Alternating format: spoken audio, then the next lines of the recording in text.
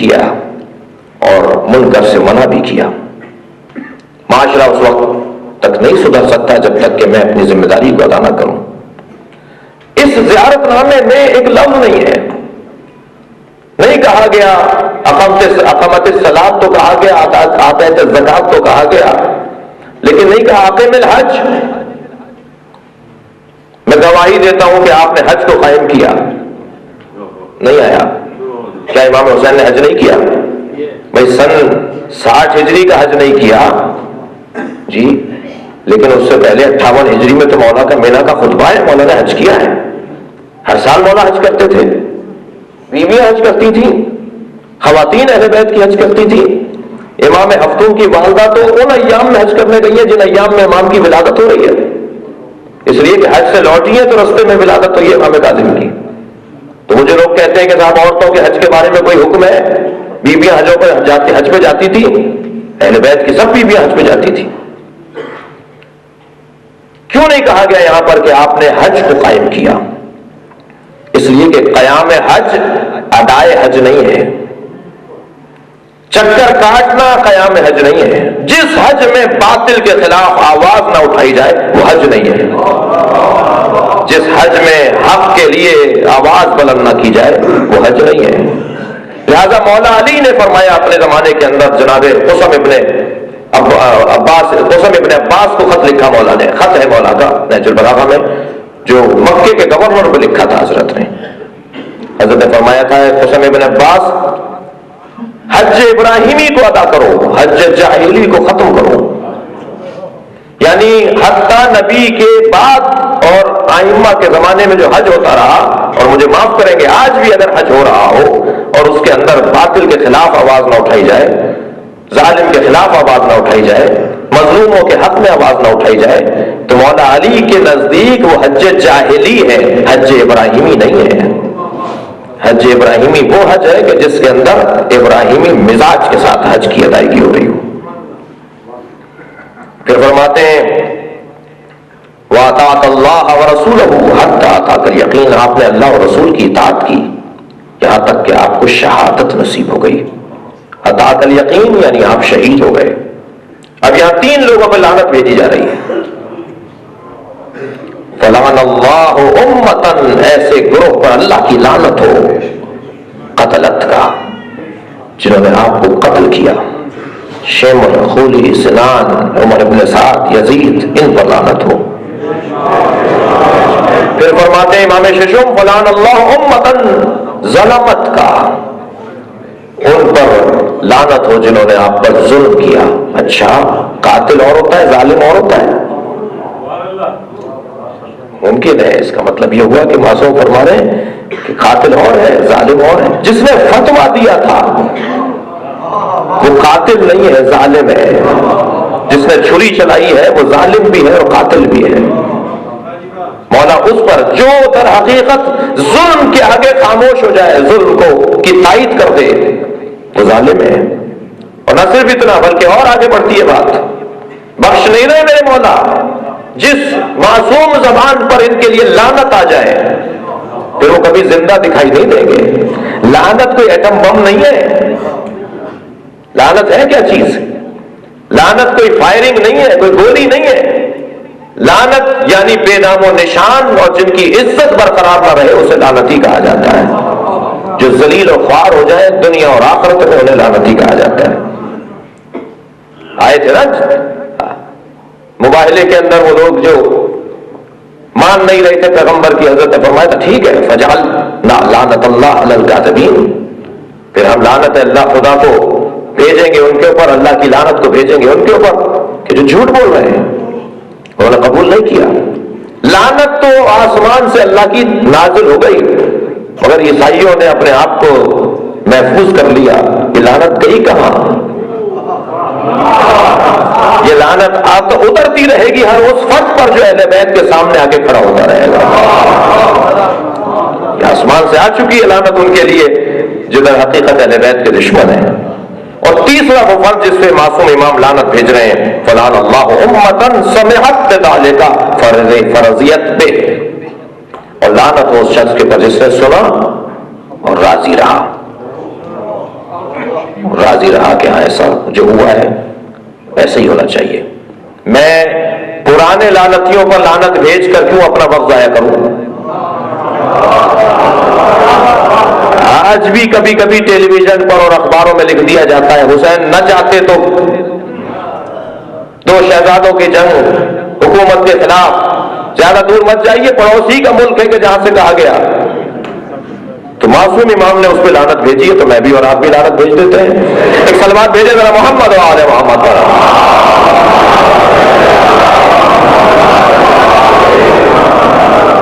اور اسی زیارت نامے کے اندر اب آگے یا مولایا.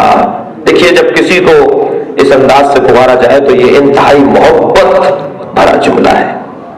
یا مولایا کہہ بھی کون رہا ہے؟ امام جعفر صادق کہہ رہے ہیں.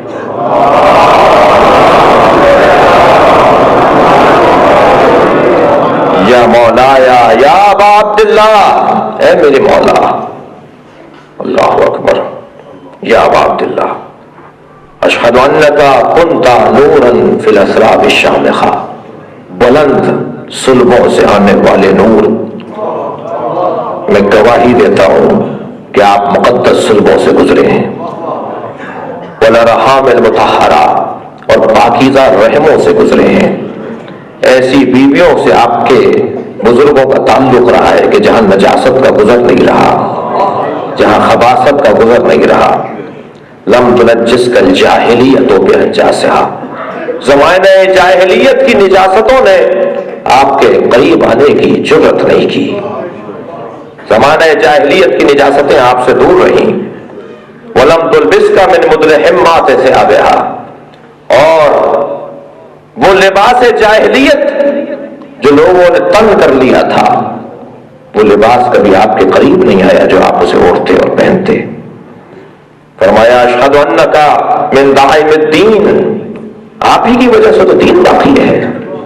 میں گواہی دیتا ہوں کہ آپ دین کی اصل و اساس و بنیاد و سرفرازی ہیں. وارکان المومنین، اور مومنین کے لیے رہنما ہیں. رکن نہیں کا، ارکان کا. کہ ہر قدم پر اگر ضرورت پڑے گی تو حسین کی ضرورت پڑے گی. قدم قدم پر حسین ابن علی کی مدد کی ضرورت ہے. اشہد انک الامام البر التقی الرضی الذکی الہادی المہدی. صفات بیان ہو رہے ہیں، ایک ایک صفت پہ غور کرنے کی ضرورت ہے. سلام ہو ایسے امام پر جو نیکیوں کا اور نیکوکاروں کا سربراہ ہے، جو متقیوں کا سربراہ ہے، جو نجابت اور طہارت رکھنے والوں کا سربراہ ہے، جو ہادی بھی ہے اور مہدی بھی ہے. امام حسین سے مخاطب ہیں. اور پھر فرماتے ہیں اشہد انک الائمہ من ولدک کلمۃ التقوی، میں گواہی دیتا ہوں کہ ائمہ آپ کی نسل سے ہیں، آپ کی اولاد ہے ائمہ. اور یہ ائمہ وہ ہیں کہ جو کلمہ تقوی ہے، علامت تقوی ہے، نشانی ہے تقوی و پرہیزگاری کی. یہ کیسے ہو سکتا ہے کہ ائمہ کے بغیر تقوی کا اظہار ہو رہا ہو؟ کہ وہ تقوی نہیں ہوگا کوئی بیماری ہوگی، لیکن اگر تقوی ہے تو اہل بیت سے جڑیں گے تب متقی کہلائیں گے. وَعَلَامُ الْهُدَى وَالْعُرْوَةُ الْوُثْقَى، آپ کے جو فرزند ہیں ائمہ وہ کیا ہے؟ ہدایت کی علامت ہے. جو ان سے جڑا ہوا ہے وہ ہدایت یافتہ ہے. اور عروہ وثقیٰ ہے، ایک ایسی محکم دستگیر ہے، ایک محکم ایک وسیلہ ہے کہ جسے اگر پکڑ لیا جائے تو کبھی بھی کوئی شخص اللہ کی بارگاہ سے اتصال میں ناکام نہیں رہ سکتا. والحجۃ علی اہل الدنیا، اہل دنیا کے لیے. اب اہل دنیا سنی ہو، شیعہ ہو، مسلم ہو، غیر مسلم ہو، کسی مختلف مسلک سے تعلق رکھتے ہوں، اہل دنیا کے لیے حجت ہے. کوئی مانے یا نہیں مانے حجت خدا ہے، کہ تسلیم کرتا ہے تب بھی حجت خدا ہے. اہل دنیا کے لیے واشهد اللہ واشهد اللہ والملائکۃ ورسولہ وانبیاء ورسولہ، اور میں گواہ بناتا ہوں اللہ کو، میں گواہ بناتا ہوں ملائکہ کو، انبیاء کو، اور انبیاء کے علاوہ رسولوں کو. کیا؟ انی بکم مومن، اے امام حسین میں آپ کا مومن ہوں، مولا میں آپ کا مومن ہوں. وبیابکم موقن، اور آپ کے پلٹنے کا مجھے یقین ہے. رجعت، عقیدہ رجعت کے اوپر بہت سارے دلائل میں ایک زہرت وارثہ ہے کہ ائمہ معصومین پلٹیں گے، دوبارہ اٹھائے جائیں گے، دوبارہ زندہ ہوں گے، ان کی حکومتیں بنے گی. امام ششم فرما رہے ہیں اور ہم ہر شب جمعہ پڑھتے ہیں اس کو. فرما رہے ہیں میں یقین رکھتا ہوں وہ بِإِعَابِكُمْ موقن، میں یقین رکھتا ہوں کہ آپ اعاب کریں گے، لوٹیں گے. ذہاب کہتے ہیں جانے کو، اعاب کہتے ہیں لوٹنے کو. آپ واپس آئیں گے، اس کے اوپر میں یقین رکھتا ہوں. وہ بشرائع دینی، اور اپنی دینی تمام تر ذمہ داریوں کی گواہی دیتا ہوں. وہ خواتین عملی، اور جو وظیفے ہیں میرے اوپر، ذمہ داریاں ہیں، ان کو میں ان پر عمل پیرا ہوں. وہ قلبی لقلبکم، میرا دل آپ کے دل کے ساتھ ہے. جو آپ کا دل کہتا ہے وہی میرا دل کہتا ہے. بہت بڑا اعلان ہے یہ. شہادت گہے الفت میں قدم رکھنا ہے. لوگ آسان سمجھتے ہیں مسلمان ہونا، یہ معمولی گواہی نہیں ہے جو ہم شب جمعہ کم سے کم یا مہینے میں یا 15 دن میں ایک مرتبہ زیارت وارثہ کو پڑھ رہے ہوتے ہیں. بہرحال پڑھیں گے اور غور کریں گے تو شاید کچھ ایک قدم آگے آئیں گے. وَأَمْرِي لِأَمْرِكُمْ، اور میرا تو معاملہ ہی کوئی نہیں ہے، مگر ہے تو وہ آپ کا معاملہ ہے. میرا کوئی امر نہیں ہے، میرا کوئی معاملہ نہیں ہے، میرا کوئی مسئلہ ہی نہیں ہے، اور اگر ہے تو وہ آپ کے مسئلے کے ساتھ جڑا ہوا ہے. ہماری تو محبتوں کا معیار بھی اہل بیت ہے، ہماری تو نفرتوں کا معیار بھی اہل بیت ہے. ہمارا اگر خونی رشتہ دار ان سے جڑا ہوا نہیں ہے تو ہم سے بھی نہیں جڑا ہوا. اور ہمارا اگر کوئی غیر، کوئی دوسری زبان، دوسرے قوم و ملت کا رہنے والا ہے اور ان سے جڑا ہوا ہے تو وہ ہمارا ہے. ہمارے ہاں تو بارڈر نہیں پائے جاتے، شناختی کارڈ نہیں پائے جاتے، پاسپورٹ اور ویزے کا مسئلہ ہی نہیں ہے. دنیا کے اس کونے میں بھی اگر کوئی حسین حسین کہہ رہا ہے تو ہمارا ہے. اور اگر برابر میں بیٹھا ہوا حسین ابن علی سے بے ادبی کر رہا ہے تو وہ ہمارا نہیں ہے. مولا میرا تو کوئی مسئلہ ہی نہیں ہے، مسئلہ تو آپ کا ہے. یعنی آپ کے مسئلوں سے میرا مسئلہ جڑا ہوا ہے. میری زندگی نہیں ہے مگر آپ کی زندگی سے جڑی ہے. وَأَمْرِي لِأَمْرِكُمْ مُتَّبِعٌ، تابع ہے میرا امر آپ کے امر سے. صلوات اللہ علیکم، اللہ کی صلوات آپ پر ہو. وعلی ارواحکم، اور آپ کی روحوں پر اللہ کی صلوات ہو. وعلی اجسادکم، اور وہ بغیر کفن کے بدنوں پر اللہ کی صلوات ہو. وہ بے گور و کفن لاشوں پر اللہ کی صلوات ہو. وعلی اجسامکم، اجساد اور ہیں، اجسام اور ہیں. آپ کے جسدوں پر سلام ہو، آپ کے زندہ بدنوں پر بھی سلام ہو. صرف آپ کی شہادت کے بعد کے بدن پر سلام نہیں ہے اللہ کا، بلکہ آپ کے زندہ بدنوں پر بھی سلام. ولا شاہدکم، جو آپ میں سے دکھائی دیتے ہیں ان پر بھی اللہ کا صلوات، سر کے سلام و صلوات. اور جو غائب ہیں یعنی امام وقت، ان پہ بھی اللہ کی صلوات. ولا ظاہرکم وعلی باطنکم، اور آپ کے ظاہر پر بھی اللہ کی صلوات، آپ کے باطن پر بھی اللہ کی صلوات. عزیزان گرامی، در حقیقت میرے مولا کی معرفت کا ایک بہترین ذریعہ ہے یہ زیارت وارثہ. معصوم فرماتے ہیں وہ شخص ہم سے محبت کا اظہار اس وقت تک ثابت نہیں کر سکتا جب تک کہ ہفتے میں ایک مرتبہ اس زیارت کو نہ پڑھتا ہو. ہم نہیں مانتے وہ ہم سے محبت کرتا ہے. پھر فرماتے ہیں اگر ہفتے میں ایک مرتبہ نہیں تو مہینے میں ایک مرتبہ اس زیارت کو پڑھے. پھر فرماتے ہیں کہ اگر اتنا بھی نہیں کرتا سال میں ایک مرتبہ اس زیارت کو ضرور پڑھے. اور جو اس زیارت کو پڑھتا ہے وہ ہم سے قرب حاصل کر لیتا ہے، وہ ہمارے قریب آ جاتا ہے. عزیزان گرامی، اس پورے زیارت میں اگرچہ ہم زیارت وارثہ جب پڑھتے ہیں تو اس زیارت کے بعد حضرت علی اکبر کی زیارت پڑھتے ہیں، پھر شہدائے کربلا کی زیارت پڑھتے ہیں، پھر حضرت عباس کی زیارت پڑھتے ہیں. اگرچہ وہ زیارت وارثہ کے ساتھ ہم پڑھتے ہیں لیکن زیارت وارثہ جو امام حسین سے کے لیے ہے وہ اتنی ہی ہے. وہ ہمارے ایسا ہی پڑھا جاتا ہے اور پڑھنا چاہیے اور پڑھتے ہیں، لیکن زیارت وارثہ کا حصہ اتنا ہی ہے جتنا امام حسین سے وابستہ ہے. اور اس کے بعد پھر ان ہستیوں کی زیارت بھی امام ششم سے ہی ہے. اس زیارت پر غور کر رہے ہیں، ایک قدم اور آگے آتے ہیں،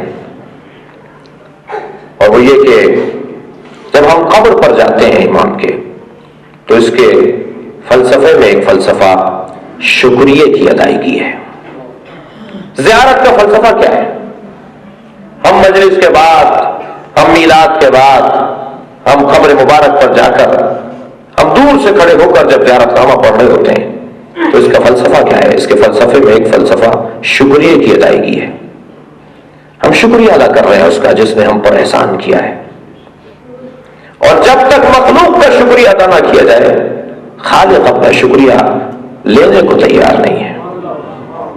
کہ جن کے ذریعے میں نے تم تک اپنا پیغام پہنچایا، جنہوں نے محنتیں کر کے میرے پیغامات کو تم تک پہنچایا، تم ان کا شکریہ ادا کرتے ہو۔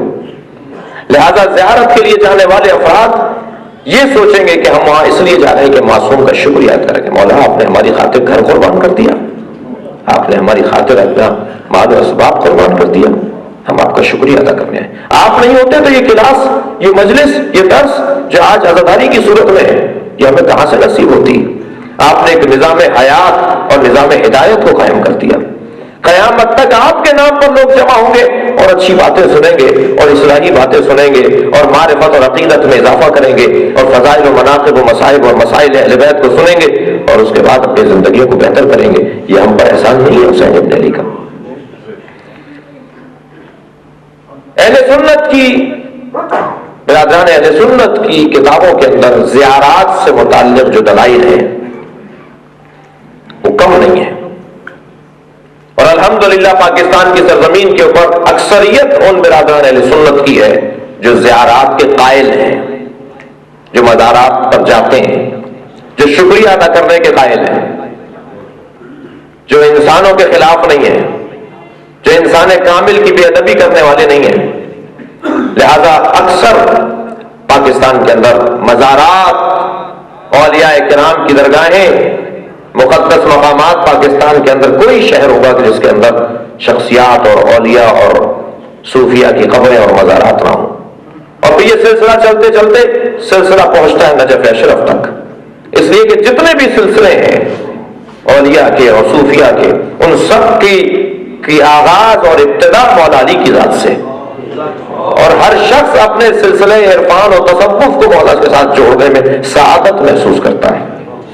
اور جب قبروں پر جاتے ہیں اور مزارات پر جاتے ہیں تو ادب اور احترام کے ساتھ وہاں کھڑے ہوتے ہیں۔ یہ ہمارے یہاں خوبی ہے۔ وہ افراد جو اس چیز سے غافل اور عاری ہیں، وہ لوگ اپنی کتابوں کو نہیں پڑھتے، اور پڑھتے بھی ہیں تو انہیں سمجھنے کی کوشش نہیں کرتے۔ صحیح بخاری کی روایت سن لیجئے، صحیح مسلم کی روایت سن لیجئے، زار النبی قبر امہ، نبی اپنی مادر گرامی کی قبر کی زیارت کے لیے جایا کرتے تھے۔ وَبَكَى وَأَبْكَى مَنْ حَوْلَهُ، اور نبی قبر پر بیٹھ کے رویا کرتے تھے، اور ایسا روتے تھے کہ جو آپ کے ساتھ لوگ گئے ہوتے تھے اصحاب کرام وہ بھی گریا کر رہے ہوتے تھے۔ دو چیزیں ہیں جس کی بنیاد پر انہوں نے مزارات کو گرایا ہے۔ ایک حدیث جو انہی کی کتاب میں ہے، اب میں برادر اہل سنت سے تو مخاطب نہیں ہوں، اس لیے کہ ان کو میں نے کہہ دیا کہ وہ خوش عقیدہ ہیں، وہ مزارات پہ جاتے ہیں، جو مزارات کو گراتے ہیں اور توہین کرتے ہیں ان سے متعلق عرض کر رہا ہوں کہ دو دلیلیں ان کے پاس ہیں، ایک قرآن کی آیت اور ایک حدیث۔ قرآن کی آیت ہے لا تصلی علی احد منهم مات ابدا ولا تقم علی قبره انهم هم الفاسقون۔ اے میرے حبیب، ان کی نماز جنازہ نہیں پڑھو، ان کی قبروں پر مت کھڑے ہوا کرو۔ تو کہا کہ اللہ نے منع کیا قبر پہ جانے سے۔ کتنا موٹا اور واضح مسئلہ ہے کہ پیغمبر سے صرف قرآن مجید میں ایک جگہ روکا گیا کہ قبر پہ مت کھڑے ہوا کرو، اور ساتھ میں یہ بھی بتا دیا گیا کہ یہ فاسق ہے اس لیے نہیں کھڑے ہوا کرو۔ کیا اس سے زیادہ اور کوئی دلیل چاہیے؟ بس قرآن کے الفاظ سے ہی مفہوم سمجھ میں آئے گا۔ مدرسے کی زبان میں کہتے ہیں کہ منطوق سے مفہوم سمجھ میں آتا ہے۔ اگر نطق میں آنے والے الفاظ کو سامنے رکھ لیا جائے تو ایک ایک لفظ پکار کر مسئلے کا حل دینا ہوتا ہے۔ اگر کہا گیا لا تقوم علی قبرہ، اس ایک کی قبر پہ مت کھڑے ہو، اس لیے کہ ہی کی ضمیر ہے، مفرد کی ضمیر ہے۔ تھوڑا سا ہاں کریں میرے ساتھ، یہاں مفرد کی ضمیر ہے، جمع کی ضمیر نہیں ہے کہ کسی کی قبر پہ مت کھڑے ہوا کرو۔ تو ڈھونڈو وہ ایک آدمی کون تھا جس کی قبر پہ نبی کو روکا جا رہا تھا؟ وہ منافقوں کا سرگنا تھا۔ جب مرا تو پیغمبر حسب عادت، اس کا مطلب ہے کہ نبی کی عادت تھی نا کہ قبر پہ جاتے تھے، جنازوں پہ جاتے تھے، کہ ساری جنازوں پر جاؤ، ساری قبروں پر جاؤ، مگر اس کی قبر پہ نہ جاؤ، اس کے جنازے پہ مت جاؤ۔ اور پھر کہا کہ یہ سب فاسق ہو گئے، مرا ایک ہے لیکن فاسق ابھی بہت سارے ہیں۔ بہت واضح بات ہے کہ فاسقوں کی قبر پہ نہ جاؤ، منافقوں کی قبر پر نہ جاؤ۔ میں تو عزیزان گرامی کبھی کبھی یہ بھی سوچتا ہوں، اب ممکن ہے کہ کسی کی طبیعت میں گرانی نہ آ جائے، کہ مسئلہ کچھ اپنوں کو بچانے کا ہے۔ ایک سلوات بھیجے ذرا محمد و آل محمد۔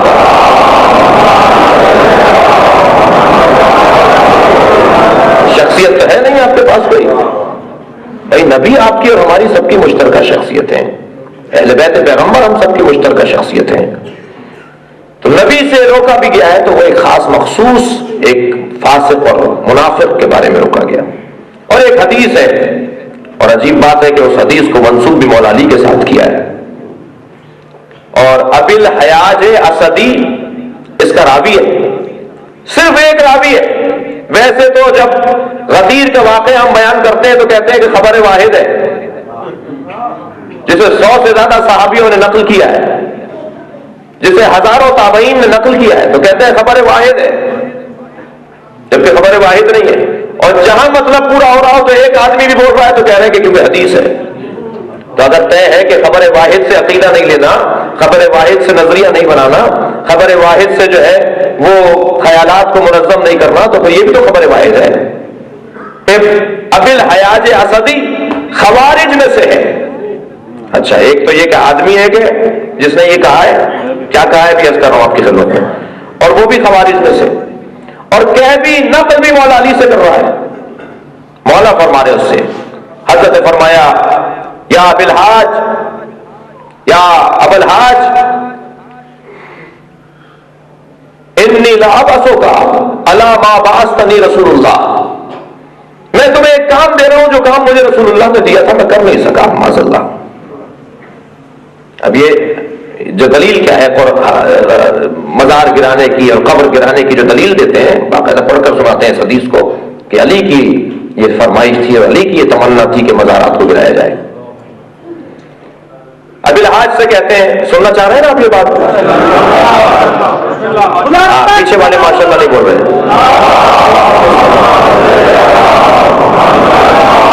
حسین بھائی بھی پیچھے بیٹھے ہیں تھوڑے سے, ایک سلوات اور پڑھے محمد و آل محمد.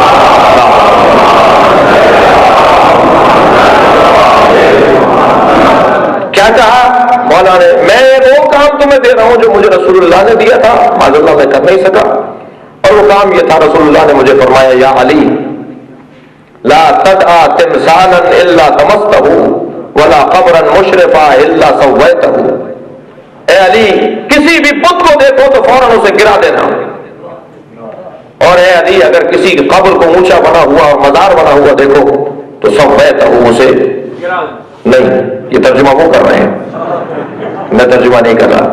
میں بھی عرض کرتا ہوں کہ سويته کا ترجمہ یہ کب ہے جی, اگرچہ یہی ترجمہ آپ نے صحیح کہا, معاف کیجیے گا. کیا کہا کہ جب بھی کسی بت کو دیکھو تو گرا دینا, اور کسی اونچی قبر کو اور مزار کو بنے ہوئے دیکھو تو سب بہتر. تو مولا نے فرمایا کہ اے میرے حاج میں تو یہ کام نہیں کر سکا, تم یہ کام کر لو. تو پہلے تو درایت پر غور کیا جائے, پہلے تو سند پر غور کیا جائے, پہلے تو حدیث کا آپریشن کیا جائے. ہم ہر حدیث کو ماننے کو تیار نہیں ہیں, اس لیے کہ جس حدیث کے اندر خود مولا کا مخالف راوی ہو وہ مولا سے محبت کیسے کرے گا, مولا کے حق میں اور ان کے نظریے کے خلاف کیسے بات کے حق میں کیسے بولے گا. یہ خوارج ہے, مولا کو قاتل, مولا کو جی کفر کی نسبت دیتا ہے. ایک بات تو یہ, دوسری بات یہ کہ راوی ایک ہے, تیسری بات یہ کہ علی اسے کہتے ہی نہیں ہے جو اپنا کام کسی اور کے حوالے کرے. پیغمبر اکرم کو ایسا جانشین ملا ہے کہ پیغمبر کے سارے کام جو پیغمبر دے کے کرے وہ مکمل کیا. میں نہیں کر سکا, تم کر لو. اور تم ہو کون؟ چلے ابھی الحاج کو دیکھ لیتے ہیں کون ہے. نہ خلیفہ ہے, نہ کوئی گورنر ہے, نہ کوئی سپاہ سالار ہے کیا, ایک معمولی آدمی جو تاریخ میں نام آیا اس کا. اور مولا فرمانے تم یہ کام کر دو. خود حدیث کا سیاق و سباق, روایت کی درایت, روایت کی فہم, روایت پر غور بتاتا ہے کہ جھوٹی حدیث ہے. اور اگر نہیں آ جائے, ایک فرض محال نہیں ہے, 1% مان لے کہ یہ بات ٹھیک ہے مولا نے کہا ہو, تو سویت ہوگا. یہ کہاں مطلب ہے کہ گرا دو. ہاں بتوں کو گرا دو گا تو مطلب سمجھ میں آتا ہے کہ اگر تمہیں بت نظر آئے تو الا طمسته گرا دو, لیکن ولا قبرا مشرفا الا سویتہ, اگر قبر مشرف کو دیکھو تو خبردار سویتہ کا مطلب ہے اسے بناؤ. مطلب ہی الٹا ہے جو آپ لے رہے ہیں. اس لیے کہ قرآن مجید میں اللہ اپنے کلام میں نازل کرتا ہے وَخَلَقَ فَخَلَقَ وَفَسَوَّا وَخَلَقَ فَسَوَّى، اللہ نے بنایا بھی ہے اور حق دے کر بنایا ہے، جس کو جیسا بنانا تھا ایسا بنایا ہے، پہاڑ کو ایسا بنایا ہے، درخت کو ایسا بنایا ہے، ساری مخلوقات کو ان کے حق کے مطابق بنایا ہے۔ مولا کو فرمایا جا رہا ہے کہ اے علی میرے بات اگر کسی خبر کو گرتا ہوا دیکھو تو اسے صحیح کر دینا، انہیں سجائیں گے، انہیں سنواریں گے۔ یا علی تمہارے معصوم بچوں کے مزارات ان کی رحلتوں کے بعد لوگوں کی ہدایت کا ذریعہ بن جائیں گے، لوگ دور دور سے ان سے ہدایت لینے کے لیے آئیں گے۔ اور یہ الفاظ میرے مولا امام حسین کی بھی تھے۔ جب جناب زینب کا دل بھر آیا، بی بی نے لشکر پہ لشکر آتے ہوئے دیکھا، کربلا میں یزیدی لشکر میں اضافہ ہوتا رہا، ایک مرحلہ ایسا آیا کہ بی بی کی آنکھوں میں آنسو آ گئے۔ فرمایا بھائی حسین یہ سب آپ کو مارنے کے لیے جمع ہوئے ہیں، بھائی حسین اتنا بڑا لشکر آپ کو مارنے کے لیے آیا ہے۔ حضرت نے فرمایا زینب صبر کرو، حوصلہ کرو، اس لیے کہ وقت گزر جائے گا، ایک وقت آئے گا کہ یہاں میری قبر پر لوگ آیا کریں گے، میری قبر لوگوں کو ہدایت دے گی، میرا مزار یہاں ہوگا، لوگ دور دور سے میری قبر کو دیکھنے آئیں گے۔ اور پھر وصیت فرمائی بنی اسد سے، یہ زمین میں تمہیں ہبہ کر رہا ہوں، تم ہی سے خریدی ہے اور تم ہی کو بخش رہا ہوں، مگر میری 3 شرطیں ہیں۔ میری پہلی شرط یہ ہے کہ یہاں ہل نہیں چلانا، یہاں کبھی کاشت نہیں کرنا۔ میری ایک شرط یہ ہے کہ جب ہمیں مارنے والے چلے جائیں تو ہماری جنازوں پر آ کر خاک ڈال دینا، میری قبر بنا دینا، میری لاشوں کو دفنا دینا۔ اور فرمایا تیسری میری شرط یہ ہے جب میرا عزادار میری قبر پر آئے تو اسے 3 دن تک مہمان رکھنا۔ جو لوگ عراق گئے ہیں، عراقی مومنین عزاداروں سے کس انداز سے ملتے ہیں، ادھر حقیقت پرانا سلسلہ ہے، گھروں میں لے جاتے ہیں، گھروں سے پانی لے آتے ہیں، غذا لے آتے ہیں، جو کچھ ان کے پاس ہوتا ہے وہ دینے کو تیار ہو جاتے ہیں، اس لیے کہ حسین ابن علی کا ظاہر آیا ہے، اور حسین کے ظاہر کے بارے میں مولا پہلے سے ہی انتظام کر کے چلے گئے۔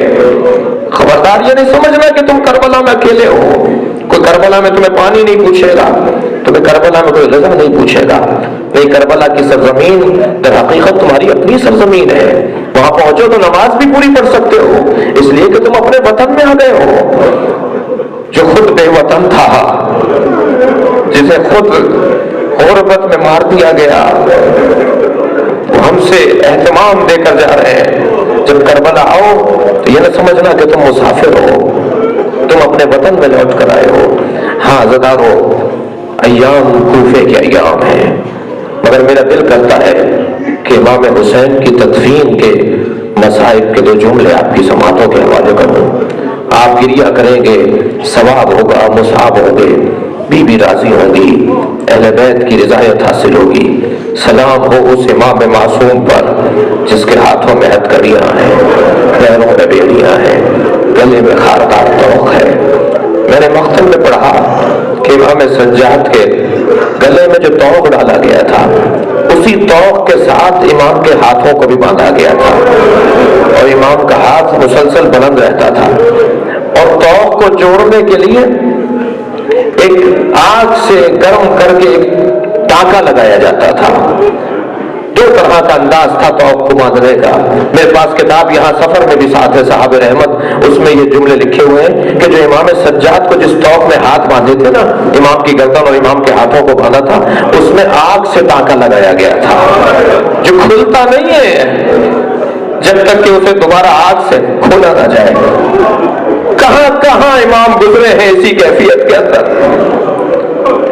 سلام ہو اس امام معصوم پر جو بابا کے لاشے سے گزر رہا ہے اور باپ کا لاشا بے گور و کفن ہے۔ جناب زینب نے فرمایا زین العابدین تمہارے چہرے کا رنگ بدل رہا ہے، تمہارا حال متغیر ہو رہا ہے۔ فرمانے لگے پھوپھی اماں انصاف کیجئے، جوان بیٹا موجود ہو اور باپ کا لاشا بے گور و کفن ہو۔ فرمانے لگی زین العابدین پہلے صوفیہ بہن سے پوچھو میرے جگر پر کیا گزر رہی ہے، اس بہن سے بھی پوچھو کہ میرے اوپر کیا ہے گزر رہی ہے۔ फरमान लगी ज़ैनुल आबिदीन मैं छोटी थी, सहने खाना में सो रही थी, मदीने का घर था, मैं सहन में सो रही थी। कुछ देर के बाद मुझे एहसास हुआ पूरे सहन में धूप आ गई है। मैं वसत सहन में सो रही थी मगर मेरे ऊपर धूप नहीं थी, तो मैं सोचने लगी ये साया कैसा है। जब गौर से देखा तो यही भाई था जो चादर पकड़े खड़ा था कि कहीं मेरी बहन पर धूप ना आ जाए। अब बताओ ये ज़ैनब कहां सब्र करे। ज़ैनब के सर पर चादर नहीं है और भाई हुसैन के बदन पर धूप आ चुकी है। ये कहकर मेरी बीवी ने लाशे के गिर चक्कर काटना शुरू किए। कभी पायती आ जाती है, कभी सिरहाने आ जाती है। इसी कैफियत में एक मर्तबा इमाम सज्जाद ने पूछा, फूफी अम्मा क्या देख रही हैं? फरमाने लगी सालिम जगह ढूंढ रही हूं जहां बोसा ले सकूं। अजरुकुम अल्लाह, तकल्लुफ करके नहीं रहे हज़रतारों, अपनी आवाज़ों को आज़ाद छोड़े। अय्याम गिरिए के अय्याम है, पुरसे के अय्याम है, आपकी आवाज़ें बुलंद हैं। फरमान लगी ज़ैनुल आबिदीन मैं सालिम जगह ढूंढ रही हूं जहां गोसा ले सकूं, लेकिन भाई के बदन पर सालिम जगह दिखाई न दी तो कटी हुई रगों पर लब रख दिए। बोसा लेकर मदीने का रुख किया, नाना गवाह रहिएगा मैं वहां का बोसा ले रही हूं जहां किसी ने बोसा नहीं लिया। और ये कहकर अपने बंधे हुए हाथों से भाई का लाशा उठाया और आसमान को देखकर कहा, अल्लाहुम्मा तक़ब्बल मिन्ना हाज़ल क़ुर्बान, या अल्लाह हमसे इस कुर्बानी को कबूल कर दे। आपने गिरिया कर लिया ज़दारो, की आवाज पड़ जाए। एक मंजिल और लेंगे। ये काफिला चला गया, ये काफिला चला गया, लाशें वैसे ही रह गए। जालिमों ने अपने पुश्तों को दफना दिया। फिसर साहब ने आवाज देकर कहा कि हमारे सिपाहियों को दफना दिया जाए। किसी ने आकर पूछा कि हुसैन का लाशा था, वैसे ही छोड़ दिया जाए। अहले बैत के लाशों को वैसे ही छोड़ दिया गया। इमाम ज़माना सलाम करते हैं, सलाम हो उस बदन नाज़रीन पर जिसे बेगोरो कफन छोड़ दिया गया। अजरुकुम अल्लाह। काफिला चला गया करबला से कूफे की तरफ। 12 मुहर्रम को बनी असद की औरतों ने बनी असद के मर्दों को गैरत दिलाई। ये कुदाल और फावड़े और औजार लेकर निकले हैं अपने घरों से। आए क्या देखा, लाशें बिखरे हुए हैं, मगर कैसे मालूम हो किसका लाशा कौन सा है? इसलिए कि सर नहीं है बदनों पर। ये कैसे तय हो कि हुसैन का ये लाशा है, अली अकबर का वो लाशा है? बदन पर जख्म ही जख्म है।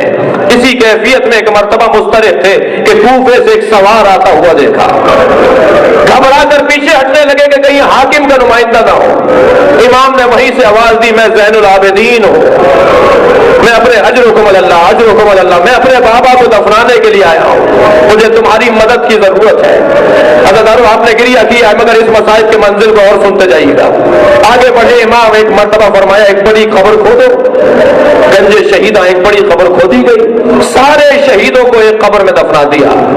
रह गए चंद लाशें, एक अब्बास अलमदार का लाशा, एक जनाब अली अकबर का लाशा, एक जनाब इमाम हुसैन का लाशा और एक 6 महीने के बच्चे का लाशा। ये 4 लाशें रह गए। बाकी सारे शहीदों को एक कब्र में दफनाया। चंद शहीदों को, जनाब हबीब को, जनाब हुर को मुख्तलिफ जगहों पर जहां जहां हुक्म था वहां दफना दिया गया। और उसके बाद गए हैं तराई की तरफ, नहर की तरफ गए हैं। वहां एक लाशा था जिसको ऐसे तलवारें मारी गई कि उसका जोड़ जोड़ अलहदा था। मक्तल का जुमला है कि जब जनाब इमाम ज़ैनुल आबिदीन उठाना चाहते थे ना तो लाशा ढलक जाता था। हजरत अब्बास का लाशा ढलक जाता था और लाशे से खिताब करते हुए कहा, चाचा आप नहर के किनारे सो रहे और मैं कूफे के बाजार में माँ बहनों के साथ हूँ।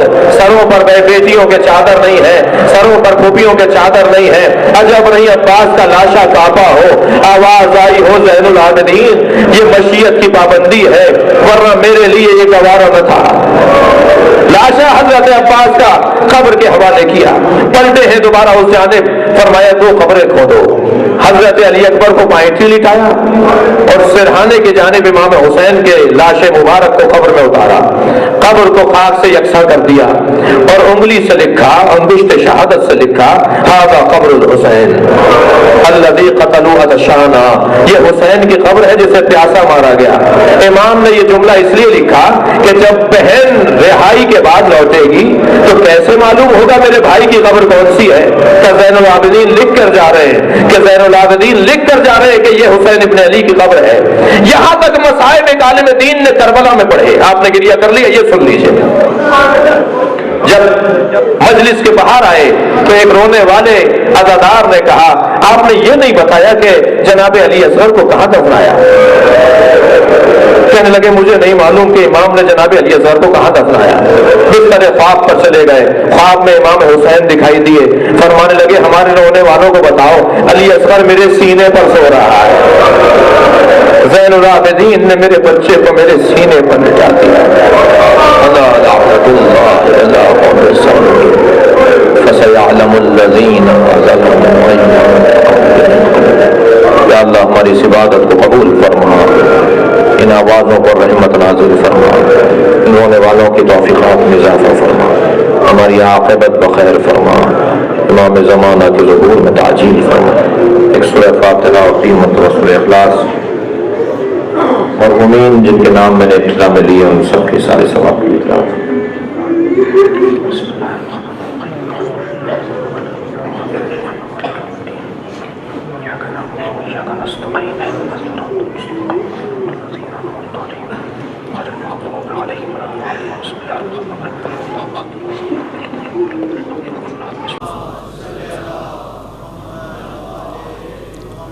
فاتحہ۔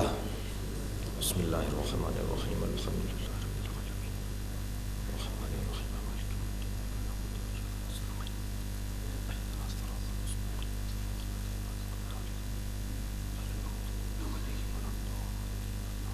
مالک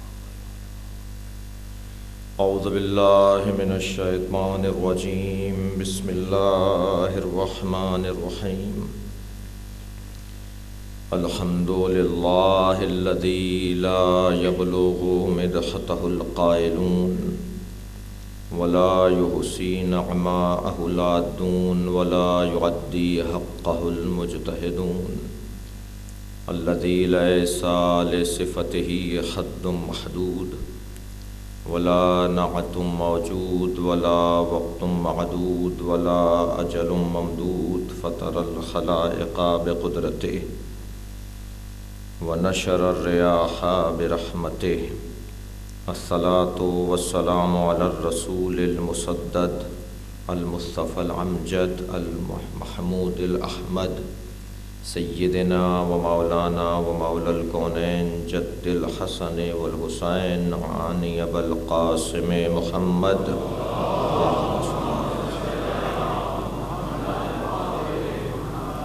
وآلہ الطیبین الطاہرین المعصومین الذین قال اللہ انما یرید اللہ لیذہب عنکم الرجس اہل البیت ویطہرکم تطہیرا۔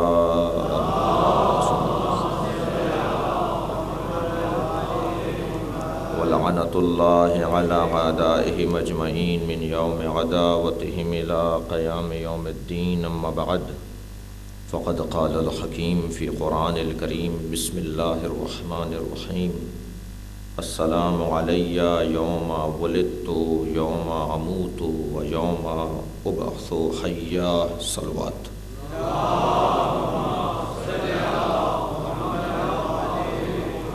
التماس سے ایک سورہ فاتحہ اور 3 مرتبہ سورہ اخلاص مرحومہ بیگم سید غلام حسین نقوی، مرحوم سید فدا حسین نقوی، مرحومہ سیدہ رسول بی بی، خاندان کے دیگر تمام مرحومین مومنین مومنات، حاضرین کے مرحومین شہداء ملت کے سال ثواب کے لیے تلاوت فرمائیں۔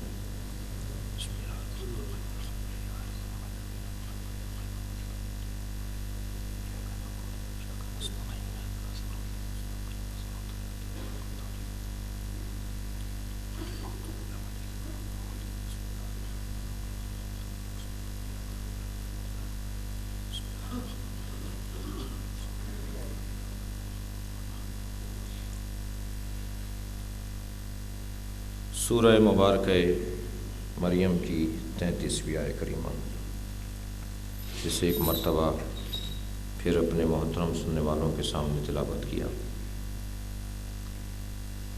حضرت عیسیٰ اپنی یوم ولادت و یوم وفات پر سلام بھیج رہے ہیں۔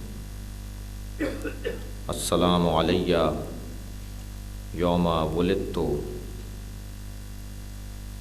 میرے اوپر اس دن سلام ہو کہ جس دن میں پیدا ہوا۔ یوم اموت ہو، اور میرے اوپر سلامتی ہو کہ جس دن میری رحلت ہوگی۔ و یوم ابعث حیا، اور جس دن میں زندہ اٹھایا جاؤں گا۔ حضرت عیسیٰ کا اپنے اوپر سلام بھیجنا اللہ اپنے کلام میں نازل کر رہا ہے۔ اللہ جسے زندہ دیکھنا چاہتا ہے اسے کوئی مار نہیں سکتا۔ اللہ جس کی حیات کو طویل کرنا چاہے تو بظاہر اسے اگر قبر کے حوالے بھی کر دیا جائے، بظاہر اس کی رحلت بھی ہو جائے، تب بھی وہ مردہ نہیں ہوتا۔ ہم رحلت پیغمبر کے بھی قائل ہیں اور حیات نبوی کے بھی قائل ہیں۔ صلوات پڑھیں محمد۔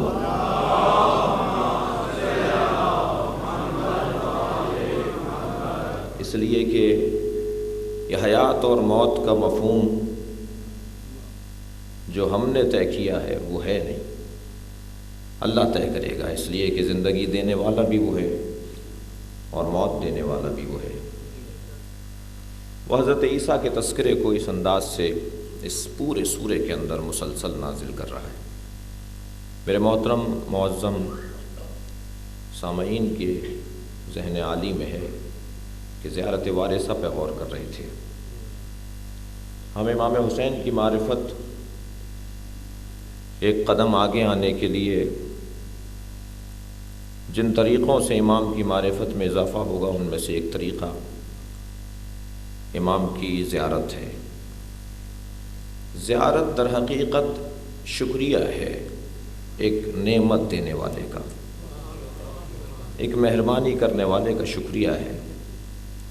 ہم بارگاہ پروردگار میں جب نماز پڑھتے ہیں تو یہ نماز اللہ کی نعمتوں کے عوض بدلہ نہیں ہے بلکہ شکریہ ہے،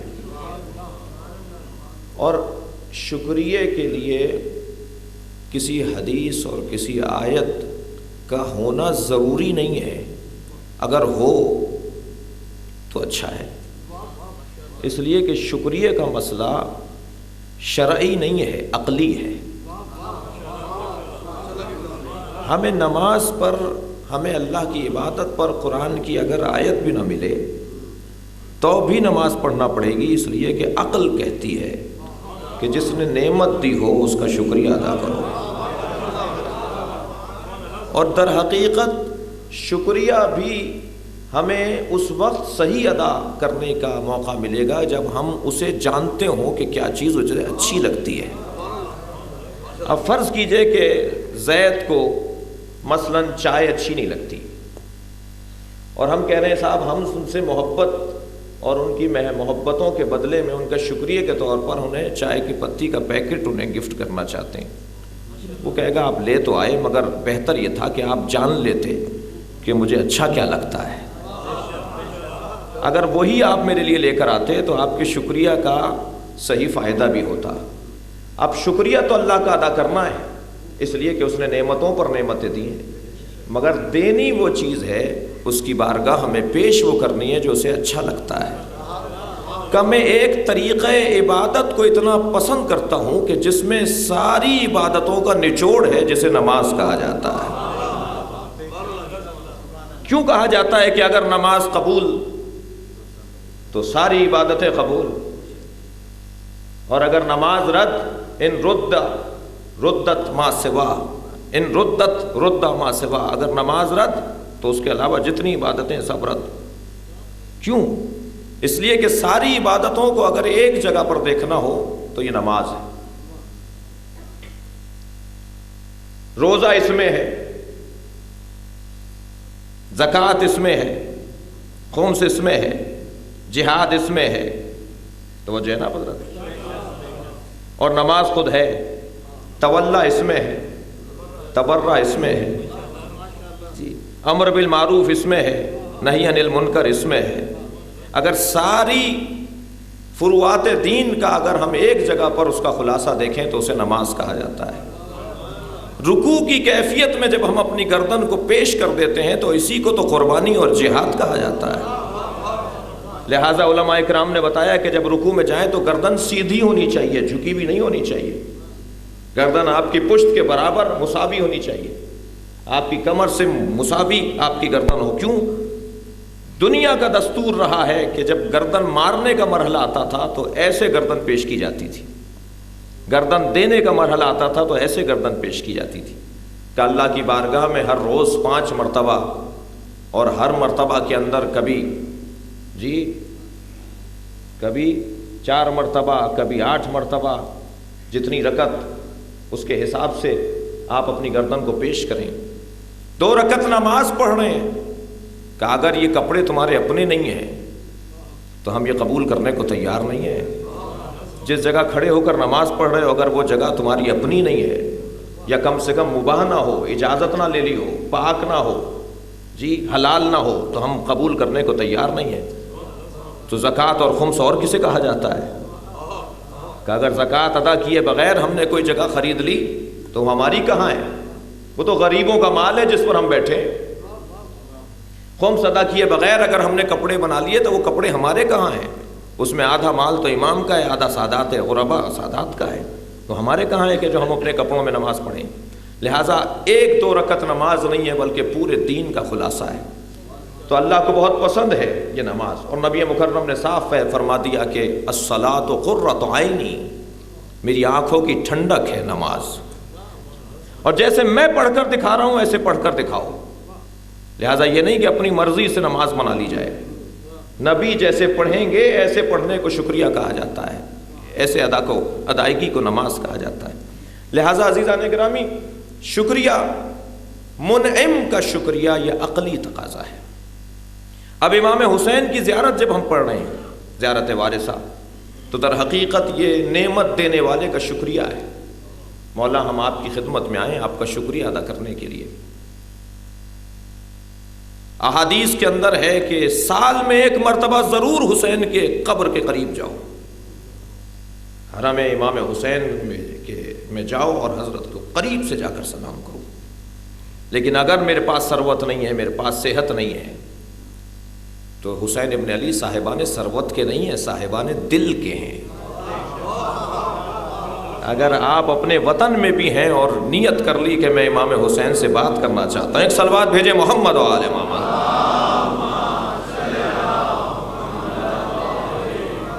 اور دور سے کھڑے ہو کر زیارت نامہ بھی پڑھ لیا تو حسین تک پہنچتا ہے۔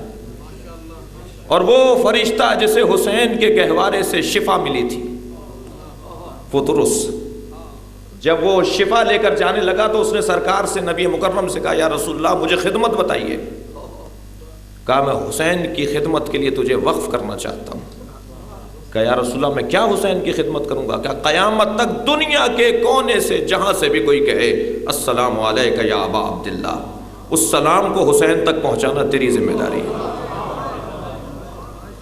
آیت اللہ رسولی محلاتی نے زندگانی امام حسین میں اس کے اردو ترجمے کا شرف بھی مجھے ملا، اسلام آباد سے چھپی ہے، اگرچہ ایک نسخہ بھی ہمیں نہیں مل پایا، لیکن اس میں یہ روایت موجود ہے کہ فطرس کا کام ہے کہ دنیا کے کونے کونے سے حسین تک سلام پہنچائے، اور یہ تو طے ہے کہ سلام پہنچ گیا تو جواب آئے گا۔ یہ تو میری سماعت کا عیب ہے جو جواب نہیں سن رہا، مگر ان کے جواب دینے میں کمی نہیں ہے۔ ہم جب امام رضا کی زیارت کے لیے جاتے ہیں تو زیارت نامے میں پڑھتے ہیں نا اشہد انکا، میں گواہی دیتا ہوں کہ آپ تسمعو کلامی ترد و سلامی تشہد و مقامی، میں گواہی دیتا ہوں کہ آپ میرے سلام کا جواب دے رہے ہیں، آپ میرے کھڑے ہونے کو دیکھ رہے ہیں کہ میں آپ کی بارگاہ میں کھڑا ہوں، آپ میری آواز کو سن رہے ہیں، میں آپ کے جواب کو نہیں سن رہا۔ اور اسی زیارت نامے کے جملے کے اندر ہے کہ لیکن میری سماعت پر حجاب آ گیا ہے، اس لیے میں سن نہیں پا رہا آپ کی بات کو، اور جو صاحبان سماعت ہیں وہ سن بھی رہے ہوتے ہیں۔ اور وہ جواب بھی دے رہے ہوتے ہیں اور وہ امام سے بات بھی کر رہے ہوتے ہیں. یہ تو طے ہے کہ ہم نے سلام بھیجا تو وہاں سے جواب آنا ہے. عزیزان گرامی، شکریہ کا ایک بہترین انداز زیارت نامہ، اور معاشرتی ایک مشکل کی طرف بھی آپ کی توجہ دلاتا چلوں اور آپ کے توسط سے بات آگے بڑھے. وہ یہ کہ ہمارے معاشرے میں جو اخلاقی کمزوری میں سے ایک کمزوری ہے وہ شکریہ کی عدم ادائیگی. شکریہ ہم ادا نہیں کرتے. ہم نے پتہ پوچھا گاڑی روک کر، وہ بیچارہ اپنا ٹھیلا چھوڑ کر آیا، وہ بیچارہ اپنا کیبن چھوڑ کر آیا. ہم نے بلایا بھی ایسے جیسے ہمارا نوکر ہو، مجھے معاف کیجیے گا، اور وہ چل کر آیا اس لیے کہ وہ ہمیں حاجت مند پاتا ہے. اور ہم نے کہا بھی فلاں جگہ ہمیں جانا ہے، اور اس نے بڑی محبت سے ہمیں رستہ بتایا اور ہم نے گاڑی چلائی اور ایک دم آگے چلے گئے. ہم نے اس کا شکریہ بھی ادا نہیں کیا. یہ اخلاقیات کہاں جائیں گے؟ بعض اوقات ہوٹلوں میں اور جہاں پر کھانے کا اہتمام اور کھانا کھلانے والے نوکر ہوا کرتے ہیں، وہاں تو ہمارا معاشرہ فرعون ہو جاتا ہے. جب تک اس ویٹر کو، جب تک اس نوکر کو، کھانا لانے والے کو ایک ڈانٹ نہ سنا دی جائے، یہ کیسے طے ہو کہ آپ کھانا کھانے آئے ہیں؟ اس کی چھوٹی چھوٹی غلطیوں پر اسے ڈانٹنا، اسے ذرا ذرا سی بات پر اس کو تنبیہ کرنا. نہیں عزیزان گرامی، وہ نوکر ہے، ذلیل نہیں ہے. وہ مجبوری ہے اس کی، اس کا پیٹ لگا ہوا ہے، لہذا روزگار کمانے گیا ہوا ہے. اس کا مطلب یہ نہیں ہے کہ اسے ذلیل کیا جائے. کیا معلوم کتنے ہی لوگ ہیں جو بظاہر موچی دکھائی دیتے ہیں مگر وہ ولی اللہ ہوتے ہیں. کتنے ہی لوگ ہیں جو بظاہر آپ کو روڈ پہ جھاڑو دیتے ہوئے دکھائی دیں مگر وہ ولی اللہ ہوتے ہیں. اس لیے کہ حدیث میں ہے کہ اللہ نے اپنے ولیوں کو فقیروں میں چھپایا ہوا ہے. کبھی بھی گاڑی سے اترنے والا اللہ کا ولی نہیں ہو سکتا. یہ تو میں اس کو محسوس کر کے بول رہا ہوں. کبھی بھی بنگلے سے نکلنے والا اللہ کا ولی نہیں ہو سکتا، اس لیے کہ نعمت مادی اور نعمت روحانی کا آپس میں جوڑ ہی نہیں ہے. ایسے ہی آیت اللہ خمینی آخری وقت تک گارے کے لپے ہوئے پتے ہوئے گھر میں نہیں رہے، کرائے کے مکان میں نہیں رہے. ایسے ہی آخری وقت تک آیت اللہ سیستانی کا آج بھی جو گھر ہے وہ لکڑیوں کے ستونوں پر کھڑا ہوا گھر ہے. ایسے ہی سادگی میں رہنے والے لوگ نہیں ہیں. اس لیے کہ انہی انداز میں اور انہی طریقوں میں در حقیقت اللہ اپنی ولایت کو تقسیم کرتا ہے. تو عزیزان گرامی، شکریہ کا ہمارے معاشرے میں کمی محسوس ہوتی ہے اور اس کو بڑھانے کی ضرورت ہے. اور شکریہ وہ ادا کرتا ہے جس کے ہاں غرور نہ ہو. مغرور آدمی ہوتا ہے جو شکریہ ادا نہیں کرتا. کہ اگر بچے نے بھی ایک گلاس پانی پلا دیا تو اس کا بھی شکریہ ادا کیجیے. زوجہ محترمہ یہ برابری کی بنیاد پر آئی ہیں، نوکرانی بن کر نہیں آئی ہیں. اگر آپ آفس سے تھک کر آئے ہیں تو یہ بھی گھر میں مصروف عمل تھیں اور آتے کے ساتھ ہی ہل کر وہاں تو بھاگ دوڑ کر رہے ہیں آفس کے اندر. جی افسر نے اگر ڈانٹ سنا دی تو ایک مرتبہ بھاگتے ہوئے گئے. یہاں پہنچنے کے بعد انہیں درد ہونا شروع ہو گیا اور آواز لگا کے کہتے ہیں پانی پلا دو. بھائی وہ کام کر رہی ہیں، وہ کام چھوڑ کر آئیں اور وہ پانی پلائیں. ہاں، گھریلو نظام اور مزاج ایسا ہی ہونا چاہیے کہ ایک دوسرے کے ساتھ تعاون کریں، لیکن اسے کم سے کم انسان تو سمجھا جائے. اس کو فریضہ ہے، اس کو اخلاقی طور پہ یہ کام کرنا چاہیے. ایک مرتبہ حضرت آیت اللہ خمینی کے گھر کچھ مہمان آئے، علماء، اور جب وہ چلے گئے تو ان کی بہو اور ان کی بیٹی نے محسوس کیا کہ باورچی خانے میں برتن دھلنے کی آواز آ رہی ہے کیونکہ برتن دھو رہا ہے. جا کے دیکھا دونوں نے تو حضرت آیت اللہ خمینی برتن دھو رہے تھے. ممکن ہے مجلس کے بعد کوئی بزرگ کہے کہ لو بھائی برتن دھلوانے کا آج پیغام مل گیا. عزیزان گرامی، میں برتن دھونے کی بات تو مثال ہے، نتیجہ کچھ اور ہے. گئے کہا کہ بابا یہ ہمارا کام ہے. کہنے لگے نہیں، آج میری وجہ سے تمہارا کام بڑھ گیا ہے، تمہارا روزانہ کا کام نہیں تھا یہ. لہذا اب انہوں نے دھونے نہیں دیے انہیں برتن، بیٹی نے بہو نے ہاتھ سے لے لیے، دھونے نہیں دیے، مگر کم سے کم انہیں یہ احساس ہو گیا کہ یہ ہمیں انسان سمجھتے ہیں. محترمہ آپ کو کبھی بھی دھونے نہیں دیں گی کپڑے اور برتن، کبھی بھی جھاڑو نہیں لگانے دیں گی گھر میں. زوجہ محترمہ، لیکن جب آپ نے ایک قدم بڑھایا تو ہاتھ سے لے کر کم سے کم یہ تو احساس کرے گی کہ یہ مجھے آدمی سمجھتا ہے. اور اگر ایسا نہ ہو، میری عزت پر حرف آتا ہے کہ میں گھر کی صفائی میں ساتھ دوں. بھائی شکریہ صرف زبان سے ادا نہیں ہوتا، شکریہ کا دوسرا نام احساس ہے. آپ سننے کو تیار ہیں یہ بات؟ شکریہ کا دوسرا عنوان ہے احساس. کم سے کم یہ تو ثابت کرو کہ تمہیں احساس ہے. یہ کبھی بھی آپ سے اور مجھ سے کام نہیں لیں گی.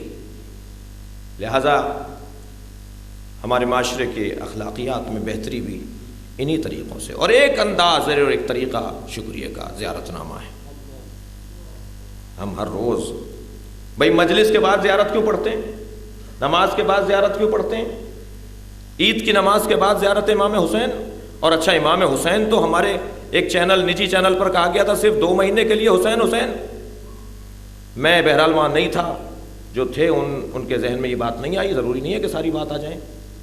انہیں بتایا جاتا کہ نہیں، ہمارے ہاں حسین ابن علی صرف 2 مہینے کے لیے نہیں ہے، 2 مہینے 8 دن کے لیے نہیں ہے. ہمارے تو ہر کام میں حسین ہے، ہماری مکمل زندگی میں حسین ابن علی. ہم انتہائی خوشی میں ہوتے ہیں تو زیارت وارثہ کے بغیر نماز عیدین مکمل نہیں ہوتی ہماری. ہم نماز عیدین پڑھنے کے بعد زیارت وارثہ اس دن کے اعمال میں سے ہے. عید الاضحیٰ، عید الفطر، جتنی بھی آیات ہیں، جتنی بھی عیدیں ہیں، ہم امام حسین کے بغیر نہیں کرتے. ہمارے تو بچے کی بارات چڑھ رہی ہوتی ہے تو پہلے علی اکبر کے مصائب پڑھتے ہیں. ہم اپنے گھر کو عزاخانہ بنا دیتے ہیں. ایسا نہیں ہے کہ امام حسین ہم سے علیحدہ ہوں. ہر موضوع پر، ہر مرحلے پر، اور حتیٰ آداب میں سے کہ اگر کوئی گھر چھوڑ کر جا رہے ہیں آپ، 1 ہفتے کے لیے آپ کسی ہوٹل میں ٹھہرے، کمرے میں ٹھہرے، تو جو اس جگہ آپ رہے ہیں وہاں جب چھوڑ کر جا رہے ہوں تو آداب سفر میں سے ہے کہ امام حسین پر زیارت پڑھیں. کم سے کم 2 جملے ہی پڑھ لیں: السلام علیکہ یا ابا عبداللہ، السلام علیکہ ابن رسول اللہ. کیوں؟ روایت کہتی ہے کہ وہ جگہ گواہ بن جائے گی قیامت کے اندر کہ یہ گناہگار نہیں تھا. بخشش کے لیے گواہ بن جائے گی وہ جگہ جہاں سے ہم چھوڑتے ہوئے امام حسین کو سلام کر کے جا رہے ہیں. سفر کا آغاز ہو رہا ہو، بہترین دعائے سفر بتائی ہے عرفاء نے اور علماء کرام نے، صاحبان معرفت نے، کہ جب ہم سفر کا آغاز کر رہے ہوں تو سفر کے آغاز میں اگرچہ وہ دعائے قرآنی بھی ہے اور نہج البلاغہ کی دعا بھی ہے جو امیر المومنین نے نہج البلاغہ کے اندر موجود ہے، وہ دعا کہ جب حضرت تشریف لے جاتے تھے تو یہ دعا پڑھتے تھے. حضرت جب تشریف لے جاتے تھے تو حضرت دعا فرماتے تھے: اللہم اعوذ بک من وعثاء السفر وکابۃ المنقلب وسوء المنظر فی المال والاہل. اللہم انت صاحب فی السفر وخلیفۃ فی اہل لا یجمعہما الا غیرک لأن المستصحب لا یکون المستخلف والمستخلف لا یکون المستصحب. یہ مولا علی کی دعائے سفر ہے جو نہج البلاغہ میں ہے. گزارش کر رہا ہوں کہ جو لوگ کر سکتے ہیں اسے چھپوائیں، اور وہ جو گاڑی میں لٹکانے کی ایک جانب قرآنی دعا لگا دیں، قرآنی آیت جی، اور دوسری جانب مولا کی یہ دعا لگائیں اور یہ تقسیم کریں مومنین اور مسلمین میں. سعودی عرب کے میں نے ریڈیو پر یہ دعا سنی اور اس نے نام بھی لیا کہ علی ابن ابی طالب، منقول معصور من علی ابن ابی طالب. حتیٰ وہاں ٹی وی اور ریڈیو کے اوپر بھی یہ دعا نشر کی جاتی ہے. اسے تو چھپوا لیجیے، ثواب ہوگا. نیچے اپنے کسی مرحوم کا نام لکھ دیجیے، فاتحہ بھی ہو جائے گی، چال ثواب بھی ہو جائے گا. اور گاڑیوں میں وہ لگا دی جائے کہ جیسے ہم گاڑی اپنی آغاز چل رہے ہیں آگے جا رہے ہیں تو اس دعا کو پڑھ لیں. مولا کیا فرما رہے ہیں؟ یا اللہ میں پناہ مانگتا ہوں، اللہم انی اعوذ بک من وعثاء السفر، سفر کی پریشانیوں سے پناہ مانگتا ہوں تیری. وکابۃ المنقلب، اور دل جب گھبرانے لگے تو اس سے پناہ مانگتا ہوں. وسوء المنظر فی المال والاہل، اور اپنے مال اور اپنے بچوں کے اندر جو میں پلٹ کر دیکھوں گا کہ بگڑا ہوا ہو، لٹا ہوا ہو، بیمار ہوں بچے، اس منظر سے میں تیری پناہ چاہتا ہوں. اللہم انت صاحب فی السفر، یا اللہ تو میرے ساتھ سفر میں شریک ہے. وخلیفۃ فی اہل، اور گھر میں میرے بچوں کے ساتھ ہے. لا یکون الا لا یجمعہما الا غیرک، تیرے علاوہ یہ کہیں اور جمع نہیں ہوتا، اس لیے کہ جو ساتھ ہے وہ گھر میں نہیں ہے، جو گھر میں ہے وہ ساتھ نہیں ہے. ایک صلوات بھیجے محمد و آل محمد.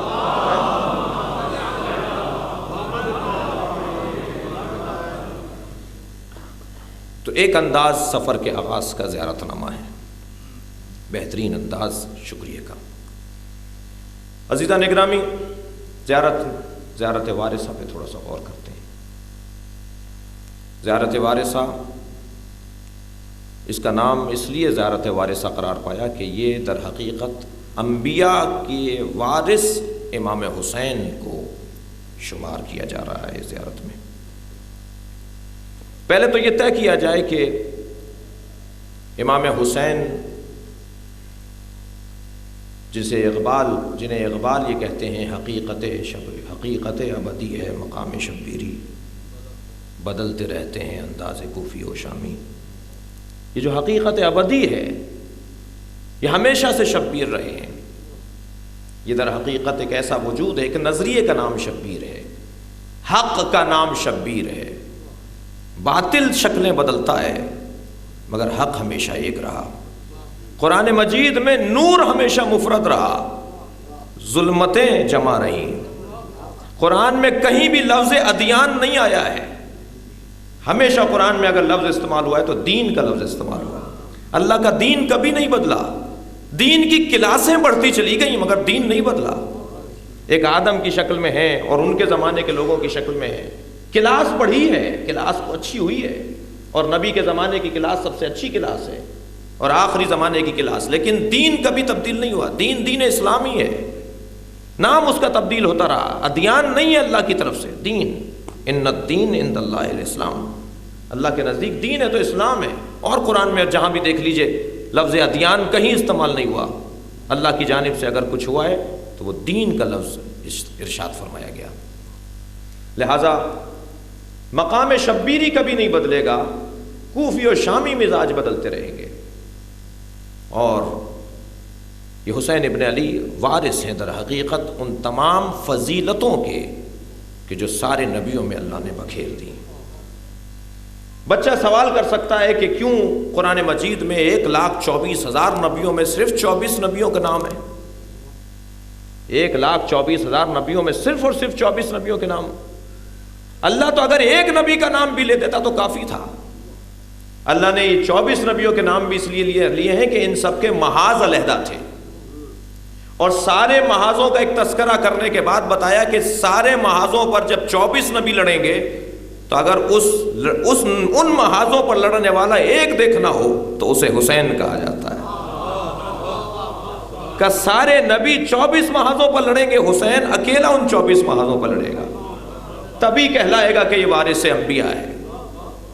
اور سارے کے سارے وہ مقامات اور فضائل جو سارے نبیوں میں بکھیرے ہوئے ہیں وہ ایک حسین ابن علی میں۔ اور کون کہتا ہے کہ اللہ نے قرآن مجید میں مولا علی کا نام نہیں لیا؟ کون کہتا ہے کہ اللہ نے قرآن مجید میں مولا حسین کا نام نہیں لیا؟ اللہ نے قرآن مجید میں تو کہتا ہوں کہ قرآن مجید مکمل علی علی ہے، اس لیے کہ میرے مولا نے بہت ہی واضح طور پر ارشاد فرما دیا، انا نقطۃ تحت الباء، میں بے کے نیچے کا نقطہ ہوں۔ بتائیے بسم اللہ کے بغیر قرآن کیسے شروع ہوگا؟ بغیر علی کے قرآن کیسے مکمل ہوگا؟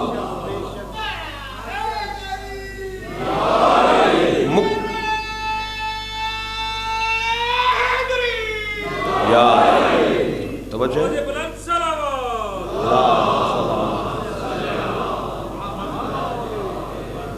قرآن مجید ناموں کی کتاب نہیں ہے، کرداروں کی کتاب ہے، صفات کی کتاب ہے۔ یہ نام بھی اللہ نے اس وجہ سے لیے تاکہ ہمیں اس زمانے میں کچھ پلٹنے کا موقع ملے۔ حضرت موسیٰ کا نام لیا، حضرت ابراہیم کا نام لیا، حضرت عیسیٰ کا نام لیا تاکہ اس زمانے میں پلٹیں۔ قرآن جغرافیہ کی کتاب نہیں ہے، صرف قرآن صرف تاریخ کی کتاب نہیں ہے جو صرف تاریخ ہی ڈال دی جاتی ہے اس کے اندر، کہ اگر ہم تاریخ بھی بیان کر رہے ہیں تو اس وجہ سے بیان کر رہے ہیں کہ ہم تمہیں اس زمانے میں لوٹانا چاہتے ہیں تاکہ تم اپنے زمانے سے اسے ملا کر دیکھو۔ اور اس انداز سے عزیزان کرامی انبیاء کرام کا تذکرہ قرآن مجید میں، اور در حقیقت یہ مختلف فضیلتوں کا تذکرہ ہے کہ جو انبیاء کا تذکرہ ہے۔ میرے مولا وارث ہیں انبیاء کرام کے، اور جب لفظ وراثت یا وارث ہمارے ذہن میں آئے تو کچھ اور ذہن میں خیالات اور سوالات آتے ہیں۔ ایک سوال ذہن میں آتا ہے کہ وارث اگر کوئی ہے تو مورث کے ساتھ اس کا ایک تعلق ہونا چاہیے۔ بہت محترم ہے آپ، اللہ نے عزت ہمیں بھی دی ہے، مگر میں آپ کا وارث نہیں ہو سکتا، آپ میرے وارث نہیں ہو سکتے۔ وارث ہونے کے لیے ایک تعلق ضروری ہے۔ روڈ پہ چلتا ہوا کسی روڈ پہ چلتے ہوئے کا وارث نہیں بن سکتا، ایک تعلق ہونا چاہیے، بیٹا، باپ، جی، دادا، پوتا، زوجہ، شوہر، کوئی تعلق ہونا چاہیے۔ اس کے بغیر وراثت کا مفہوم روشن نہیں ہے۔ بہت سارے لوگ کہہ سکتے ہیں کہ ہم انبیاء کے وارث ہیں، مگر جیسے معصوم کہے کہ حسین انبیاء کا وارث ہے، تو ایک تعلق ڈھونڈنا ہوگا۔ وہ تعلق کیا ہے؟ اور وراثت کے بارے میں جب بات آئے گی تو پھر مال کا تصور بھی آئے گا۔ مال ہی نہیں ہے تو وراثت کیسی بھائی؟ کا کچھ چھوڑ کے ہی نہیں جا رہے تو وراثت کس بات کی؟ ترکہ مال کو چھوڑ کر جائیں، جب جا کے تصور آئے گا کہ یہ وارث ہیں، وہ مورث ہیں، یہ وراثت ہے۔ مال کو کہتے ہیں ہم وراثت، چھوڑنے والے کو ہم کہتے ہیں مورث، جسے مل رہا ہے وہ وارث۔ لہذا کچھ تعلق ہونا چاہیے، ان مفاہیم کی روشنی ہونی چاہیے۔ لیکن ذرا محسوس کریں کہ اگر کچھ نہ چھوڑ کر جا رہا ہو، ہاں اگر چھوڑ کر جا رہا ہو تو زحمتیں چھوڑ کر جا رہا ہو، قرضہ چھوڑ کر جا رہا ہو، کچھ دین چھوڑ کر جا رہا ہو، تو ہمارے معاشرے کا مزاج ہے کہ نام کٹوا دیتے ہیں کہ ہمارا کوئی تعلق نہیں ہے، اس لیے کہ کہیں ایسا نہ ہو کہ قرضہ ہمیں دینا پڑ جائے۔ فلاں نے لیا تھا، دادا نے لیا تھا، ابا نے لیا تھا، وہ کہہ رہے ہیں وارث میرا یہ ہے، کہ نہیں ہم وارث نہیں ہیں بھائی۔ جب لینے کی بات آئے تو وارث، اور جب دینے کی بات آئے تو وراثت سے لا تعلقی۔ یہ انسان کا مزاج ہے نا عزیزان گرامی۔ لیکن یہی تو وہ فلسفہ ہے۔ انبیاء کرام کچھ مال مادی چھوڑ کر نہیں گئے، انبیاء کرام زحمتیں چھوڑ کر گئے، فرائض چھوڑ کر گئے، ذمہ داریاں چھوڑ کر گئے۔ انبیاء کرام کوئی زمینیں نہیں چھوڑ کر گئے جو حسین ابن علی ان کے وارث ہیں۔ تھوڑا میرا ساتھ دیجئے، گردن ہلائیے۔ میرے مولا امام حسین زمینوں کے وارث نہیں ہیں انبیاء کرام کے، کہ آدم وہاں رہتے تھے تو وہاں کی زمین، اور نوح وہاں رہتے تھے تو وہاں کی جائیداد کا نہیں، ذمہ داریوں کے وارث ہیں۔ بس جو جو ذمہ داریاں ان 6 نبیوں کی تھیں، ان ساری ذمہ داریوں کو آگے بڑھانے کی وراثت حسین کے پاس ہے۔ اور بس جتنا بڑا وسیع میدان وراثت ہے، اتنی بڑی فضیلت حسین ابن علی ہے۔ اب یہ کوئی معمولی وجود نہیں ہے۔ ایک صلوات بھیجے محمد و آل محمد۔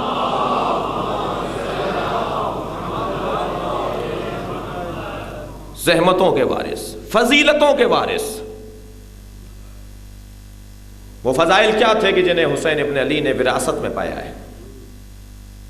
اور فضائل کو روشن کرنے کے لیے ایک اور مجھے آپ کی توجہ کا سہارا چاہیے۔ دیکھیے، اللہ نے ہر انسان کو پیدا کیا ہے، مگر ناقص پیدا کیا ہے۔ ناقص اور ہوتا ہے، کامل اور ہوتا ہے۔ اللہ نے کوئی ہمیں ایک آنکھ والا پیدا کر کے ناقص پیدا نہیں کیا۔ ہماری آنکھیں پوری ہیں، ہمارے ہاتھ پورے ہیں، ہماری فہم پوری ہے، کان پورے ہیں، ہاتھ پیر سب سالم ہیں، لیکن پھر بھی ناقص پیدا کیا ہے۔ کیونکہ نقص کا تعلق بدن سے اور مادے سے نہیں ہے، نقص کا تعلق فضیلت سے ہے۔ دنیا میں کوئی نہیں آتا جو فضیلت لے کر آتا ہو۔ فلاں کا پوتا ہے، فلاں کا بھتیجا ہے، فلاں راجہ کا بیٹا ہے، فلاں بادشاہ کا پوتا ہے، یہ فضیلت نہیں ہے۔ بہت سارے لوگ اپنی جیب میں فضیلت کے کارڈ رکھتے ہیں، یہ فضیلتیں کہاں ہیں بھائی؟ فضیلت وہ ہوتی نہیں ہے کہ جو کسی کے دینے سے مل جائے اور کسی کے چھیننے سے چھن جائے۔ سقیفے میں جو چھینا گیا وہ فضیلت نہیں تھی، غدیر میں جو دیا گیا وہ منصب تھا۔ ایک صلوات بھیجے محمد و آل محمد۔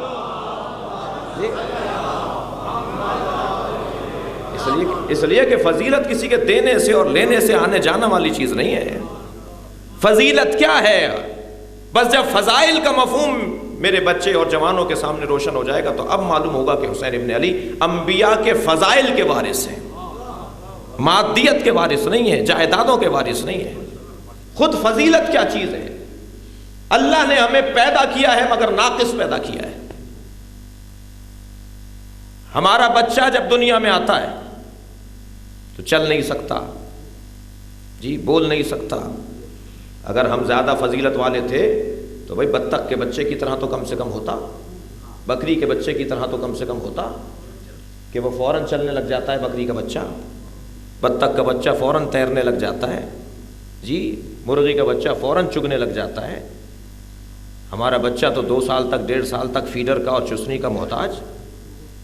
جی کیوں؟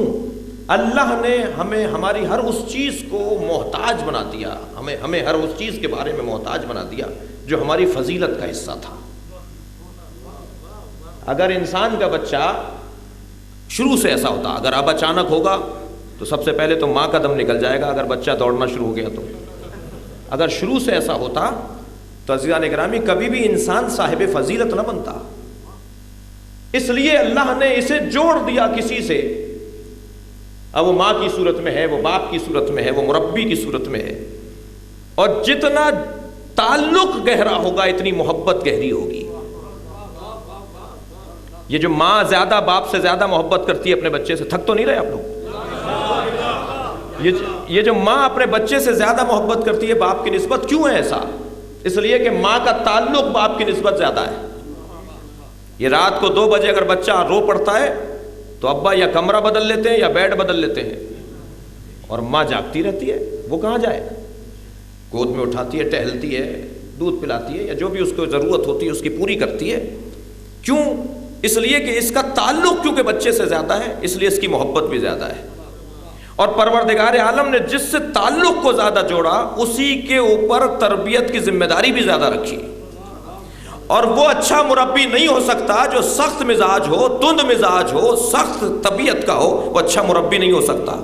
لہٰذا ہمارے اسکولوں میں زیادہ تر جو معلم ہیں وہ عورتیں. آج جدید تعلیم کے لوگ کہتے ہیں کہ صاحب جو خواتین ہیں وہ بچوں کو اچھا پڑھا سکتی ہیں, مرد نہیں پڑھا سکتا اچھا. کیوں؟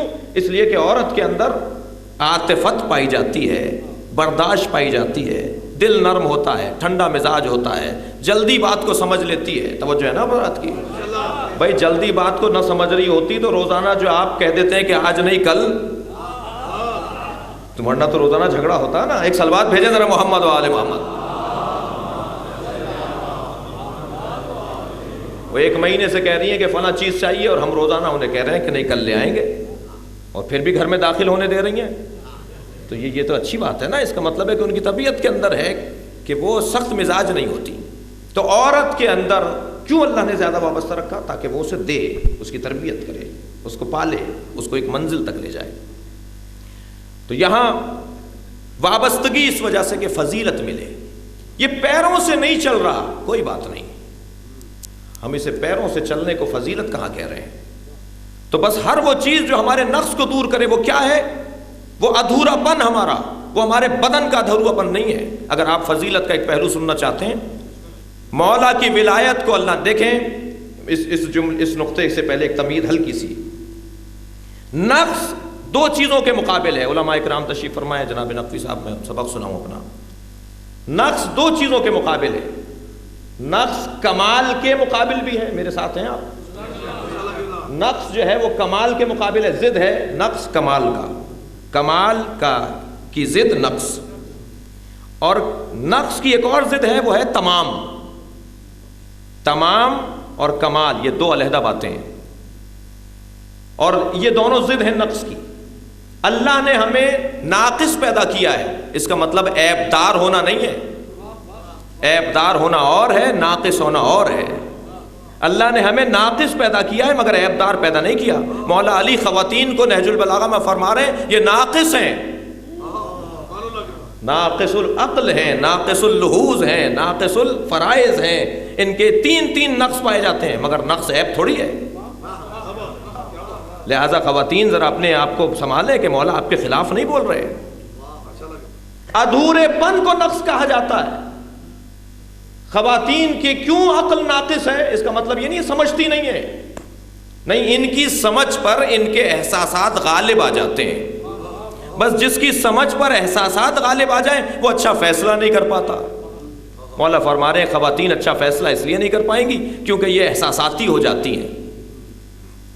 جی کیوں جج نہیں بنتی عورت؟ شریعت نے اجازت نہیں دی. اس لیے کہ اگر ان کے سامنے مجرم نے آنسو بہا دیے تو یہ اس کے حق میں فیصلہ دے دیں گی جی، اس لیے کہ احساساتی ہوتی ہیں نا، یہ جذباتی ہوتی ہیں، اور ان کے یہ جذباتی پن تو ہے جو گھروں کو آباد رکھتا ہے، یہ ان کا جذباتی پن تو ہے جو بار بار دنیا میں اولاد آتی رہتی ہے۔ ایک صلوات بھیجے محمد و آل محمد۔ صلوات آپ بہت ہی ایسے پڑھتے ہیں جیسے ایک سر سے اتارنے والی بات ہے۔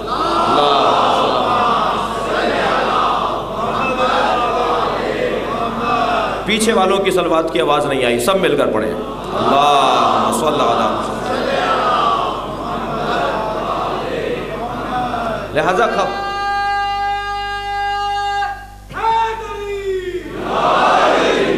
خواتین ناقص العقل ہیں مگر عیب دار نہیں ہے، یہ عیب نہیں ہے۔ تو نقص کس کے مقابل ہوا؟ کمال کے مقابل اور تمام کے مقابل۔ اب یہاں اللہ میرے مولا علی کی ولایت کے بارے میں جب سورہ مائدہ میں 2 آیتیں نازل کرتا ہے، ایک 67ویں آیت ہے اور ایک 30ری آیت ہے، ایک ہی ہے سورے کے اندر 2 آیتیں، ایک 67ویں آیت ایک 30ری آیت۔ عجیب بات ہے کہ الیوم والی جو آیت ہے کہ آج میں نے دین کو، الیوم اکملت لکم دینکم، میں نے آج تمہارے دین کو کامل کر دیا، وہ پہلے ہے، اور جہاں کہا جا رہا ہے یا ایھا الرسول بلغ، وہ بعد میں۔ یہ قرآن کی ترتیب پر میں تبصرہ نہیں کر رہا، قرآن کی یہی ترتیب ہے جو نبی نے دی ہے، ہم قرآن کی تحریف کے قائل نہیں ہیں، یہی تو قرآن کا کرشمہ ہے کہ قرآن کی ترتیب اس انداز سے رکھی گئی ہے کہ تم پڑھتے پڑھتے سوچتے بھی رہو، صرف پڑھوانا نہیں چاہتے، ہم تدبر چاہتے ہیں کہ تم دیکھو گے کہ وہاں بلغ کی آیت بعد میں اور بلغ کے بعد جو پہنچایا ہے وہ پہلے ہے، تاکہ تم ڈھونڈو کہ بھائی یہ جو پہنچایا جا رہا ہے اس کا حکم کہاں ہے، اور یہ جو حکم دیا جا رہا ہے اس کو پہنچایا کہاں گیا ہے۔ اور عجیب انداز ہے وہاں جب کہا جا رہا ہے بلغ ما انزل الیک من ربک 67ویں آیت کے اندر، تو وہاں جانوروں کا تذکرہ ہے، خبردار مردار کو مت کھاؤ، جو جانور ایک دوسرے کو سینگ مار کر مر جاتے ہیں اس کا گوشت نہ کھاؤ، جس کا گلا دبا کر مار دیا جاتا ہے اس جانور کا گوشت مت کھاؤ، جی جس جانور کو بغیر ذبیحے کے ٹکڑے کیا گیا ہو اس کا گوشت مت کھاؤ، خون حرام ہے اس کا کھانا، فلاں چیز سور کا گوشت حرام ہے۔ جانوروں کا گوشت اور جانوروں کے کھانے کے بارے میں اور گوشت کے کھانے کے بارے میں بات کرتے کرتے فوراً پروردگار عالم نے کہا الیوم اکملت لکم دینکم، آج میں نے تمہارا دین کامل کر دیا۔ پھر دوبارہ جانوروں کا تذکرہ ہو گیا، آپ دیکھ لیجیے گا جا کے۔ اب آج مولا کی ولایت کا پیغام سے پہلے بھی جانوروں کے گوشت کا تذکرہ ہے، اور مولا کی ولایت کے پیغام کے فوراً بعد پھر وہی بات جاری ہو جاتی ہے، اور بیچ میں آیت ہے۔ یہ وہی مزاج ہے جو آیت تطہیر کا مزاج ہے کہ ازواج کے تذکرے کے ساتھ ساتھ میں اہل بیت کا تذکرہ کروں گا، وہاں ڈانٹ ڈپٹ ہوگی، یہ مت کرو وہ مت کرو، باہر نہ جاؤ یہ نہ کرو، اور جب اہل بیت کا تذکرہ ہوگا تو کہا جائے گا ہم نے تمہیں طاہر اور مطہر رکھا ہے، تاکہ تم غور تو کرو۔ قرآن مجید، قرآن کتاب غور کرنے کی ہے، قرآن پڑھنے کی کتاب نہیں ہے۔ ایک صلوات بھیجے محمد و آل محمد۔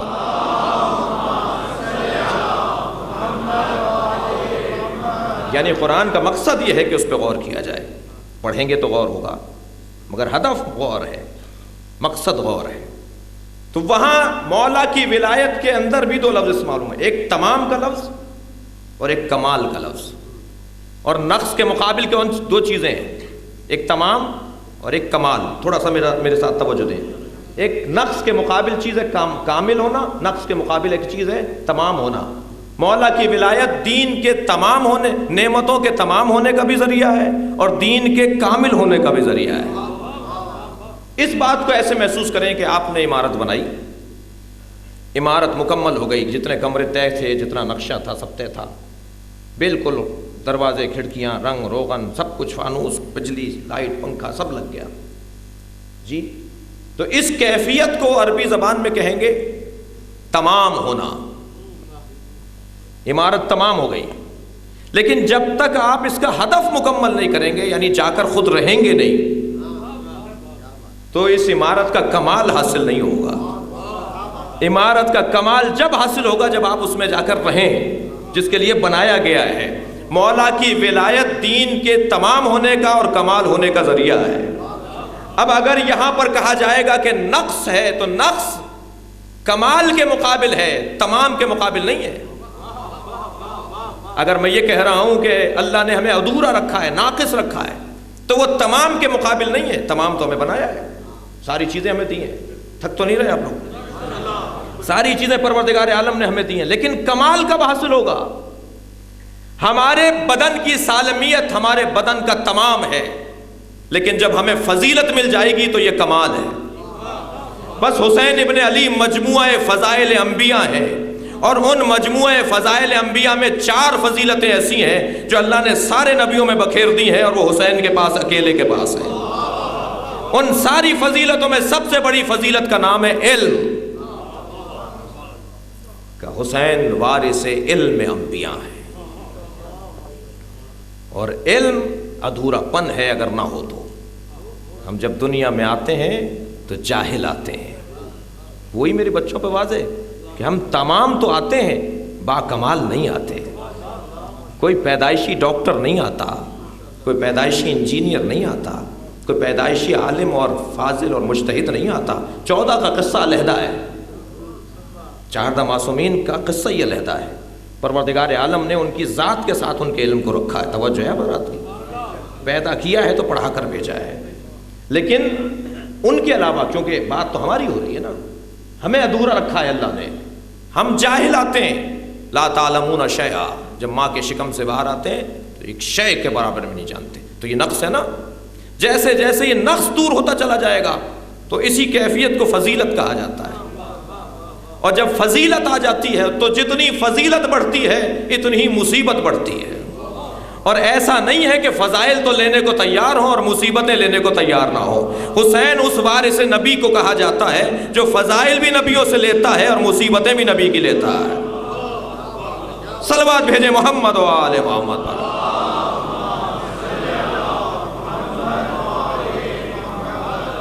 فضائل انبیاء کے وارث بھی ہیں، لہذا حضرت آدم کے علم کے وارث ہیں۔ کہا تھا امام نے یزید کے بارے میں خطاب فرماتے ہوئے، ان الدعی ابن الدعی، بد کردار ابن بد کردار، قد رکض بین اثنتین، اس نے مجھے 2 راہیں پہ کھڑا کر دیا، بین السلۃ و ذلہ، ہیہات منت۔ فرماتے ہیں کہ مجھے اس نے 2 راہیں پہ کھڑا کر دیا، ایک جانب سلہ ہے یعنی تلواریں، سلاح، ایک جانب سلہ ہے اور ایک جانب ذلہ ہے، ذلت ہے، لیکن خبردار میں ذلت کو نہیں لے سکتا، تلواروں کو اپنے اوپر لے لوں گا، میں نیزوں کو اپنے اوپر لے لوں گا۔ حسین میرے مولا فضیلتوں کے وارث بھی ہیں اور مصیبتوں کے بھی وارث ہیں۔ جتنی فضیلت بڑھے گی اتنی مصیبت بڑھے گی۔ فضیلت میں اور مصیبت میں ایک نسبت ہے، یہ دونوں کی دوستی ہے۔ نہیں ہو سکتا کہ کوئی صاحب فضیلت ہو اور صاحب مصیبت نہ ہو، ایک دوسرے کے ساتھ بڑا گہرا تعلق ہے۔ اور مصیبت میں اور آفت میں فرق ہے، ہر مصیبت اور ہر آفت کو ایک جیسا نہ دیکھا جائے۔ کیا فرق ہے؟ مصیبت اختیاری ہے اور آفت غیر اختیاری ہے۔ مصیبت خود سے قبول کی جاتی ہے۔ جب مولا کے سر پہ ضربت لگی کوفے میں تو امام حسن رو رہے تھے، امام حسین کی آنکھوں میں آنسو تھے، حضرت عباس کی آنکھوں میں آنسو تھے، تو حضرت نے فرمایا کہ بیٹا نہیں رو، دیکھو کتنے لوگ چاہنے والے ہیں ہمارے پاس، اور بیٹا دیکھو جو راستہ ہم نے اپنایا ہے اس میں یہ دن دیکھنا پڑتا ہے۔ اللہ نے اگر ہمیں فضیلت دی ہے تو یہ مصیبت اس فضیلت کا حصہ ہے۔ اب اگر میں یہ کہوں کہ صاحب مصیبت میرے اوپر کیوں آ رہی ہے، کہ اگر فضیلت ہے تو مصیبت آئے گی۔ جتنی ذمہ داریاں بڑھیں گی، جتنے کمالات بڑھیں گے اتنے ذمہ داریاں بڑھیں گی، جتنا مقام اونچا ہوگا اتنے ہی مصیبتیں بھی بڑھیں گی۔ مصیبت میں اور آفت میں ایک فرق یہ ہے کہ آفت اللہ کی طرف سے آتی ہے، مصیبت انسان خود مانگتا ہے۔ مصیبت خود طلب کرتا ہے۔ مصیبت رحمت پروردگار ہے۔ بی بی زینب نے کوفے میں فرمایا تھا جب عبید اللہ ابن زیاد نے کہا زینب دیکھا تمہارے ساتھ اللہ نے کیا کیا، تمہارے مردوں کو مار دیا، تمہارے جوانوں کو اللہ نے مار دیا، یہ اپنے کام کو اللہ پہ ڈال رہا تھا، نظریہ جبر پیش کر رہا تھا، اور تمہیں اسیر بنا لیا۔ بی بی نے فرمایا ما رأیت الا جمیلا، ہم نے اللہ کو جمیل ہونے کے علاوہ کچھ نہیں پایا۔ فرمایا اتنی مصیبتوں کے بعد کہہ رہی ہو کہ اللہ کو جمیل ہونے کے علاوہ کچھ نہیں پایا؟ فرمانے لگی البلاء للولا، مصیبت محبت کی وجہ سے آتی ہے، اللہ ہم سے محبت کر رہا ہے تبھی ہمیں مصیبت میں اس نے مبتلا کیا ہے۔ فرمایا خبردار ہے، اس سے تم آفت نہیں سمجھنا، یہ ہم نے خود قبول کیا ہے، ہمیں پتا تھا کہ یہ ہونا ہے۔ جب روکا تھا نا جناب ام البنین نے، جناب ام سلمہ نے، کہ حسین آپ چلے جائیے مگر زینب کو چھوڑ جائیے، تو اس وقت امام حسین نے فرمایا تھا ان اللہ یرا اسارا، اللہ زینب کو اسیر دیکھنا چاہتا ہے، زینب کی اسیری سے اللہ کا دین بچے گا۔ اے ماں، زینب کے بغیر حسین کیسے چلا جائے گا؟ زینب تو میری قربانی کی ضامن ہے، میری قربانی کو کربلا میں چھپا دیتے اگر زینب میرے ساتھ نہ ہوتی۔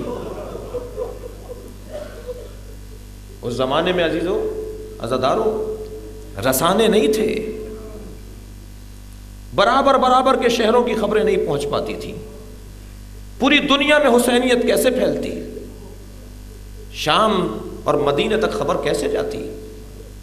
امام حسین نے اس زمانے کے رسانے کو استعمال کیا، اس لیے کہ اگر کوئی عورت کوئی بات کرتی ہے تو سب مڑ مڑ کر دیکھتے ہیں، اگر کوئی بچہ کچھ کہتا ہے تو مرد کی نسبت سب توجہ کرتے ہیں، اگر عورت کسی ٹیلے پہ کھڑے ہو کر کوئی کرے تو سب کی توجہ ہوتی ہے کوئی عورت کچھ کہہ رہی ہے۔ جناب زینب نے کوئی مرحلہ چھوڑا نہیں، اے یزید تو کیا مارے گا ہمیں، ہم قیامت تک کے لیے تیرے لیے موت لکھ دیتے ہیں، تو ہمیں مارے گا، تو ہمیں اسیر کرے گا۔ میری بیوی نے کوفے کے رستوں میں کسی مرحلے پر مختلف منزلوں پر قافلے کو روکا جاتا تھا، ہر مرحلے پر بیوی اپنے خطاب سے لوگوں کو آگاہ کرتی تھی، اپنے مقصد سے آگاہ کرتی تھی۔